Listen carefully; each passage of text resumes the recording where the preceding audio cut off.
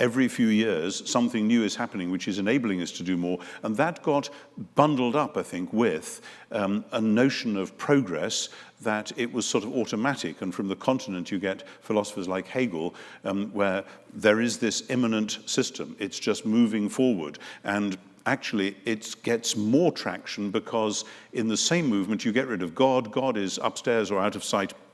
And even if he exists, he doesn't intervene down here. So we can see a sort of steady progress. We're making new and better machines. We can do more things. It's all quite extraordinary. And I suspect that part of what you describe as the loss of that could map onto what we loosely call postmodernity, that is to say, after the war, after the Holocaust, after the first atom bomb, etc., people say, wait a minute, our big stories have let us down. And often those big stories were stories about political progress, and people say, no, that's let us down.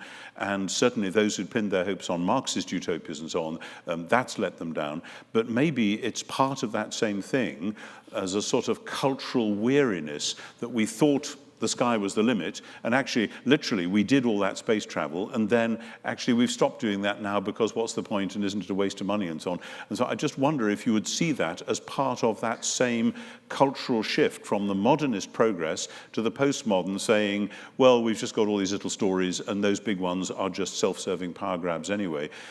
Because if that's so, it puts us actually on the same page, because I wrestle with those issues, with that cultural story in my own work as a theologian, because I don't think that Christian hope has to do either with modernist progress or with this really denial of all the significant stories in postmodernity. So I mean, we'd both be looking for new ways of doing hope and of how that could happen, which might actually be quite a significant convergence. I don't know.